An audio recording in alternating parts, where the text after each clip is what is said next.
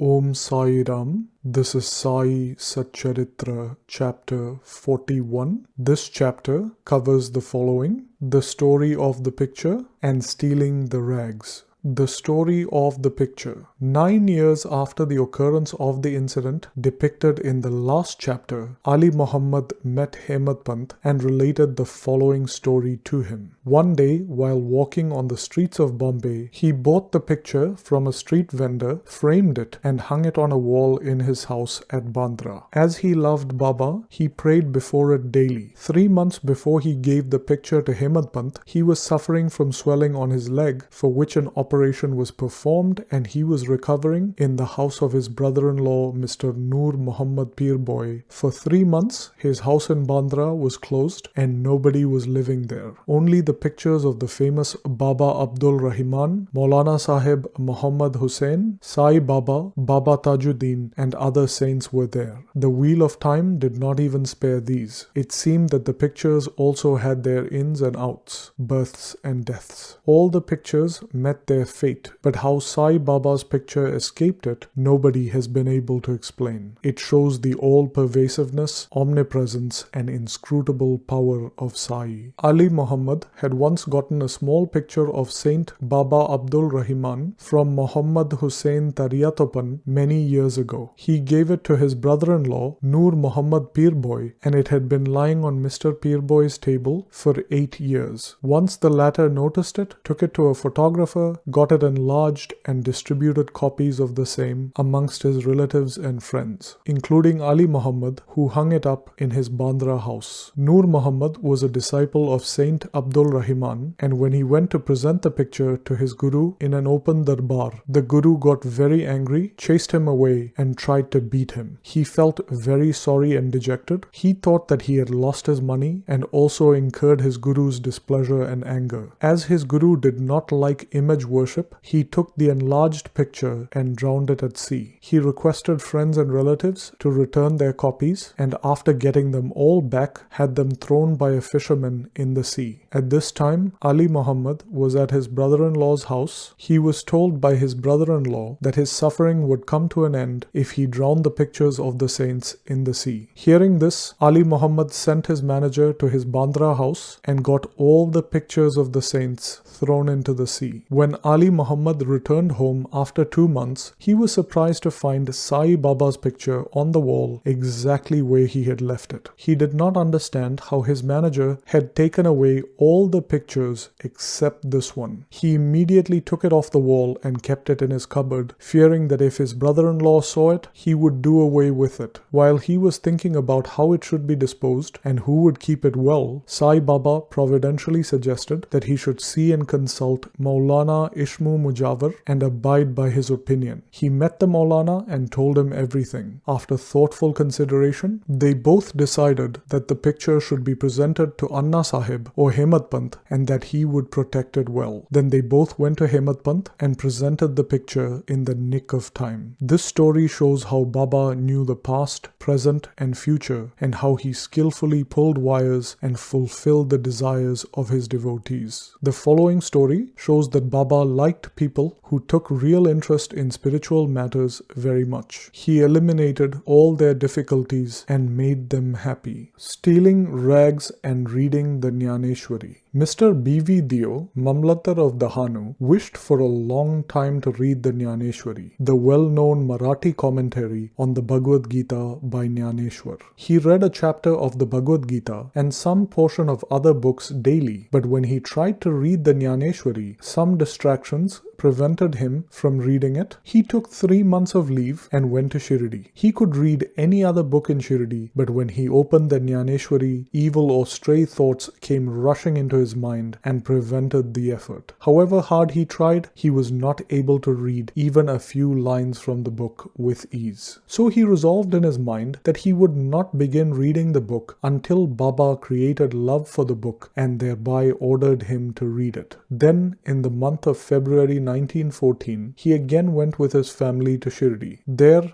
Jog asked him whether he read the Jnaneshwari daily. Dio said that he wanted to read it but was not successful, and that he would only begin reading it when Baba ordered him to. Jog then advised him to take a copy of the book and present it to Baba, and to start reading the book after the book was consecrated and returned by him. Dio then replied that he did not want to resort to this device, as Baba knew his desire. Would he not know this desire and satisfy it by giving him a clear order to read? Dio then saw Baba and offered 1 rupee as dakshina. Baba asked for 20 rupees, which Dio gave. At night, he met a man named Balakram and asked him how he had secured Baba's grace. Balakram told him that he would explain everything the next day after the Aarti. When Dio went to receive darshana the next day, Baba asked him for 20 rupees as dakshina, which he paid willingly. As the masjid was crowded, Dio went inside and sat in a corner. Baba asked him to come close and sit with a calm mind, which Dio did. Then after the noon Aarti was over and after almost everyone had left, Dio again met Balakram and asked him what Baba had told him and how he was taught to meditate. Balakram was just about to reply when Baba sent a devotee to call Dio. Dio went to Baba. The latter asked him with whom and what he was talking about. He said that he was talking to Balakram and he had heard from Balakram about Baba's fame. Then Baba asked for 25 rupees as dakshina, which Dio gladly gave. Then Baba took him inside and sitting near the post accused him, saying, "You stole my rags."